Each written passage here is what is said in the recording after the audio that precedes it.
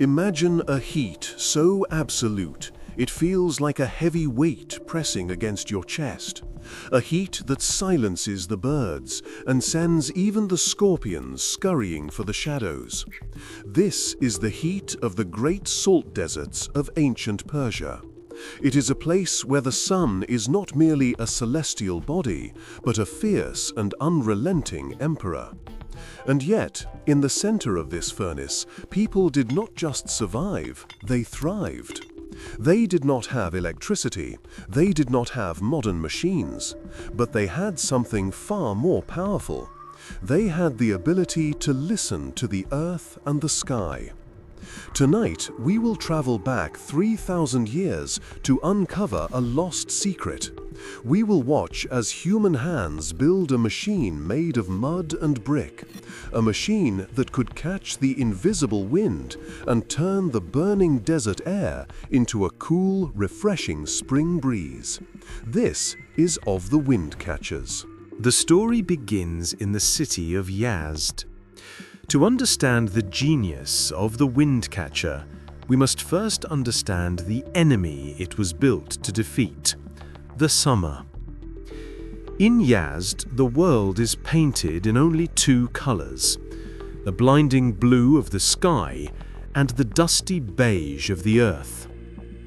In the ancient days, before the towers were built, the summer was a season of endurance. As the sun climbed the ladder of the sky each morning, the city would begin to shut down. Imagine walking through the narrow alleyways of this ancient city. The walls on either side of you are high and made of adobe, a mixture of mud, straw and water, baked hard by the very sun they resist. The ground beneath your sandals is hot enough to cook an egg. The air is so dry that it pulls the moisture from your skin before you even realize you are sweating. For the people of Yazd, the home was a fortress, but it was a fortress under siege. They built their walls thick, sometimes a meter deep, to slow down the heat. They built their windows small and high to keep out the blinding glare. But eventually, the heat always found a way in. By the middle of the afternoon, the air inside the houses would become heavy and still. It was a suffocating stillness. In a small, modest house near the edge of the city lived a man named Kaveh. Kaveh was a mason, a man who spoke the language of clay and stone. He was not a king or a wealthy merchant. He was a man whose hands were always stained with the dust of the earth. Kaveh loved his family deeply, but he watched them suffer every summer. He watched his elderly father lie still on the floor, too exhausted to move, his chest heaving as he tried to pull oxygen from the thick, hot air. He watched his children become lethargic, their laughter stolen by the oppressive temperature. Every night, Kaveh would climb to his flat roof as the sun finally set. The desert nights were mercifully cool, but the days were a torment. He would look out at the horizon, where the heat haze made the distant mountains look like they were melting. "There must be a way," Kaveh would whisper to the stars. "We are builders. We built walls to stop the wind. We built roofs to stop the rain. Why can we not build something to stop the heat?" The answer, he would soon realize, was not to stop the heat, but to invite the sky into his home. One particularly blistering afternoon, when work was impossible and the city was asleep in its midday nap, Kaveh couldn't rest. The heat inside his home felt like a physical weight. Seeking a breath of air, he wrapped his headscarf tight around his face and walked out of the city gates toward a ridge of rocks that overlooked the valley. He climbed the ridge, his breath ragged. When he reached the top, he stood panting, looking down at his city. From this height, Yazd looked like a collection of small boxes dropped in the sand. But as he stood there, wiping sweat from his brow, he noticed something. Down in the valley, where the houses were, the air was dead. Dust hung suspended, motionless. But up here, on the ridge, Kaveh's headscarf was fluttering. He held out his hand. He felt it, a breeze. It was steady, strong, and surprisingly cool. It wasn't the scorching gust of a sandstorm. It was a clean current of air moving high above the ground. Kaveh looked up at the sky. He saw a hawk gliding effortlessly, its wings spread wide, riding an invisible river of air. He realized then that the air wasn't hot everywhere. The ground, the baked earth, the hot sand, was heating the air at the bottom, creating a stagnant pool of misery. But high above, 20 or 30 feet up, the air was moving. It was free. The problem wasn't that there was no wind. The problem was that the wind was too high. It was passing right over their heads, indifferent to their suffering.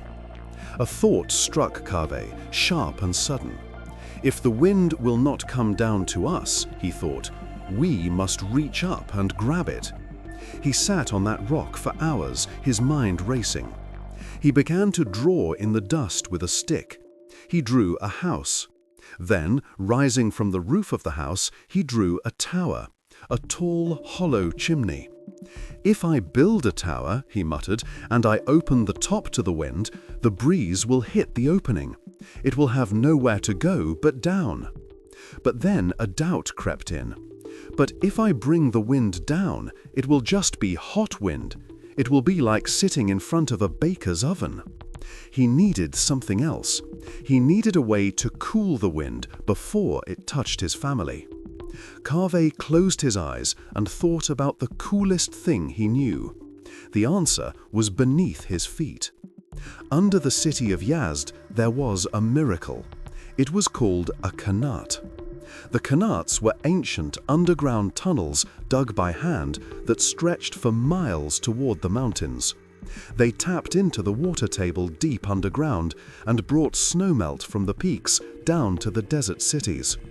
Because these tunnels ran deep underground, away from the sun, the water inside them was ice cold. Kaveh's stick moved in the dust again. He drew the tower. He drew the shaft going down through the roof, down through the living room, and all the way into the basement. And there, at the bottom of the drawing, he sketched a small pool of water, connected to the dark, cold qanat.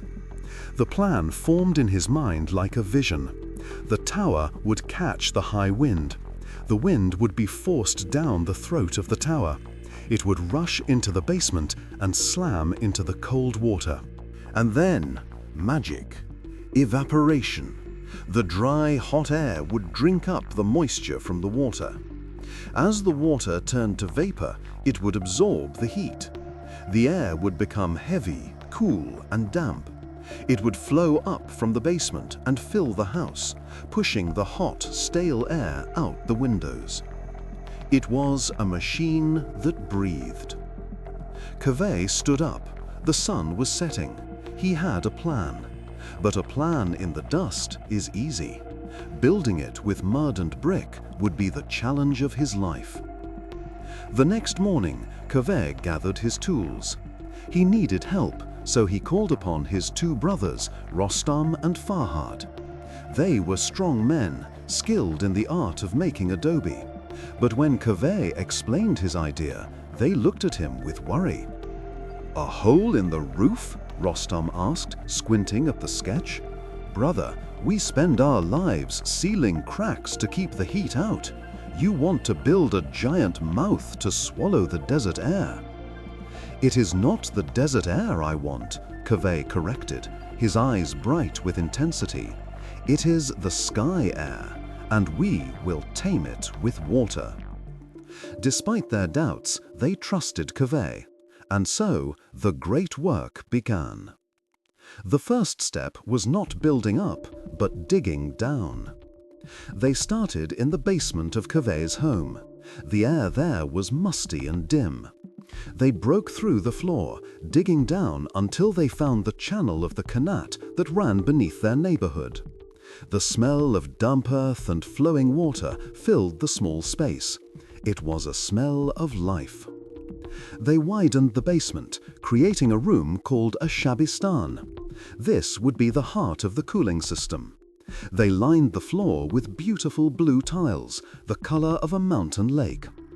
In the center, they built a shallow pool where the Qanat water would flow through, calm and glass-like, before continuing its journey underground.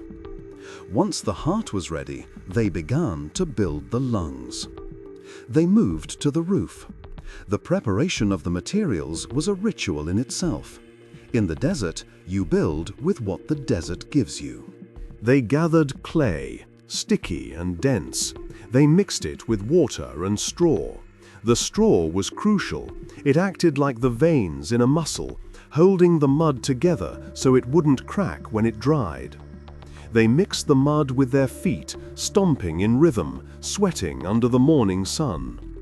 They molded thousands of bricks, laying them out in rows to bake in the heat. The sun, their enemy, became their partner, hardening the soft mud into stone-like blocks. Then the ascent began. Kaveh laid the first course of bricks on the roof, outlining a square chimney. It was large, wide enough for a man to stand inside. As the tower rose, foot by foot, the neighbors began to watch. In a city of flat roofs, a tower rising up was a strange sight. People whispered. Some said Kaveh was building a lookout post.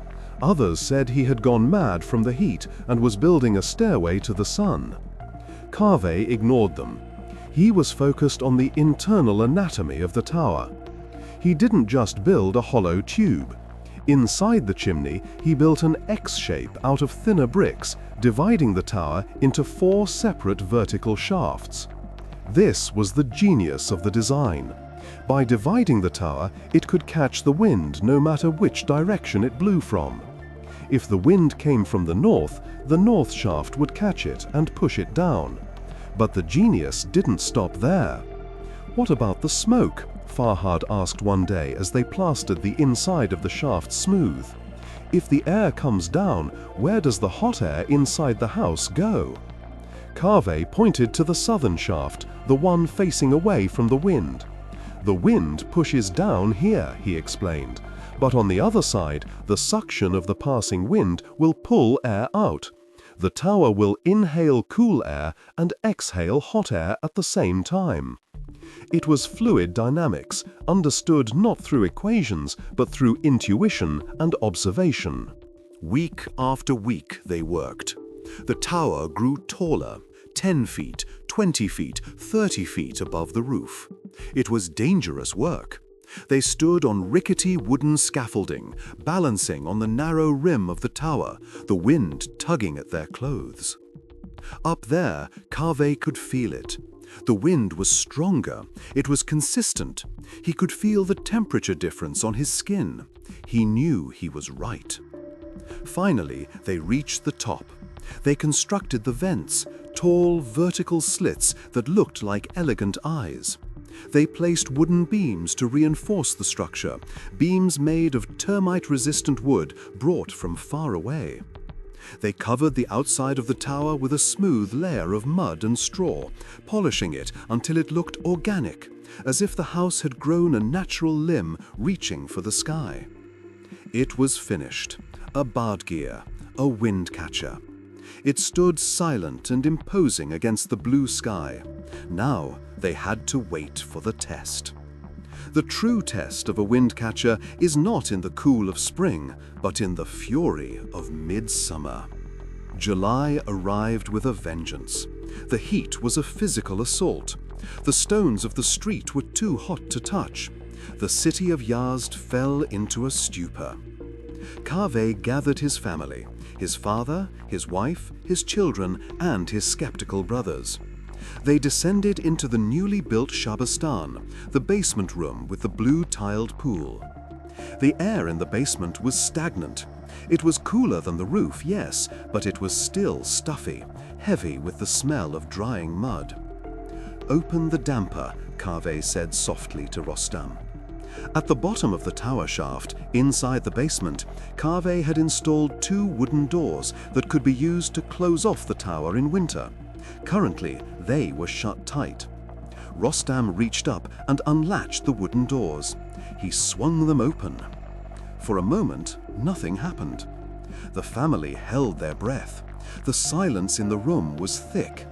Had it failed? Was the sun too strong? Then they heard a sound. Whoosh! It was a low, mournful sound, like someone blowing over the lip of a giant bottle. It was the sound of wind entering the tower 30 feet above their heads. Then the water in the pool rippled. A sudden, invisible force struck the surface of the water. The calm reflection of the blue tiles was shattered by a gust of air coming down the chimney. Kaveh closed his eyes and stepped forward, right to the edge of the pool. The air hit his face. He gasped. It wasn't just air, it was a breeze, a steady, rushing stream of air. And as it skimmed over the cold water of the Qanat, picking up tiny droplets of moisture, it transformed. It felt cold. "It works," his wife whispered, disbelief in her voice. She stepped into the stream of air. Her headscarf fluttered. The sweat on her forehead began to evaporate instantly, cooling her skin. The temperature in the basement began to drop. The hot, stale air that had been trapped in the corners was being pushed out, forced up the stairs and out the vents in the main hall. The room was filling with fresh, oxygen-rich air from the sky, chilled by the breath of the Earth's water. Kaveh's father, who had been sitting weakly against the wall, took a deep breath. His chest expanded. He smiled, a slow, deep smile of relief. "It is like the mountain spring," the old man said. "You have brought the mountain air to our dungeon." They sat there for hours, marveling at the physics of it. Outside, the world was burning. The temperature was near 50 degrees Celsius.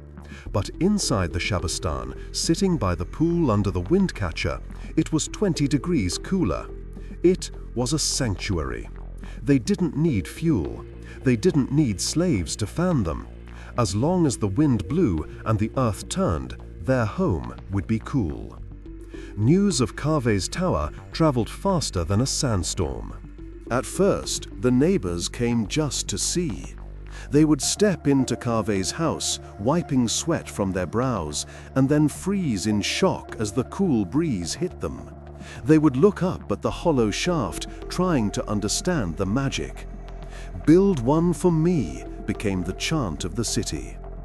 Kaveh and his brothers became the masters of the Badgir. But they didn't just copy the first design, they evolved it. They learned that the wind was a complex creature. They learned that in some parts of the city, the wind only blew from one direction, the glorious Isfahan wind. For these houses, they built wedge-shaped towers with only one opening, facing that specific wind like a hungry mouth. In other parts, the wind was chaotic, swirling from all sides.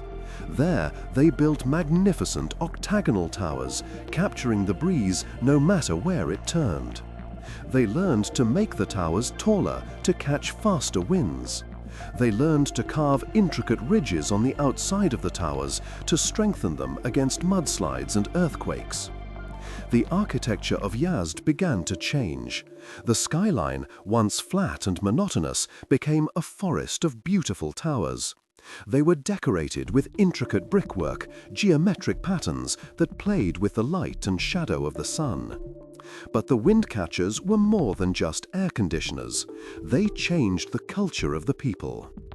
Because of the wind catchers, the people of Yazd could sit together in the afternoons. They could weave carpets, tell stories, and educate their children during the hottest hours of the day. The architecture allowed civilization to continue when nature said it should stop. The rich merchants built massive wind catchers, some reaching over 100 feet high, fueling cooling systems for vast mansions. The poor built smaller, simpler ones, but the principle was the same. The sky belongs to everyone, and the wind is free. One of the most remarkable things Kaveh discovered was the chimney effect for the nights when there was no wind at all. Even on nights when the air was dead still, the Badgir still worked. Kaveh found that the thick mud walls of the tower would hold the heat of the day. As the night air outside cooled down rapidly, the air inside the tower remained warm. This warm air would rise up and out of the tower, creating a vacuum that pulled cool night air into the house through the windows.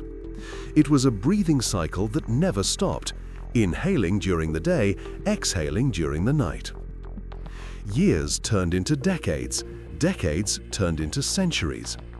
Kaveh passed away, his body returning to the earth he had built with, but his towers remained.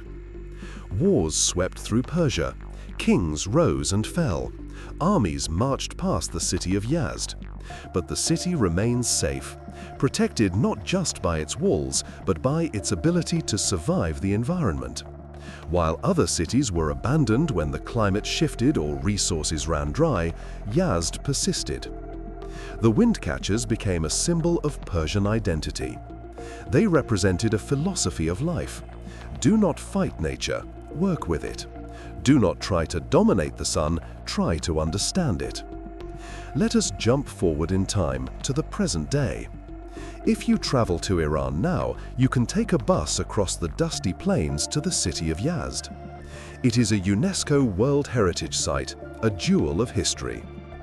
As you approach the city, you will see them, hundreds of them, the Badgirs of Yazd. They still stand. They are ancient, weathered by 3,000 years of sandstorms. Some are cracked, some have been restored with fresh mud, but they are there. And the most amazing thing, they still work. In a world of humming electric air conditioners that consume vast amounts of energy and heat up the planet even more, the Badgirs of Yazd are silent. They consume nothing. They emit nothing. They simply stand there, patient and wise, catching the wind. Scientists and architects from all over the modern world now travel to Yazd. They come with their laptops and their thermal sensors. They stand in the ancient basements measuring the airflow. They are humbled. They realize that these ancient builders, with no degrees and no technology, solved a problem that we are still struggling with today: how to live sustainably on a hot planet. They study the shape of the internal slats. They study the orientation.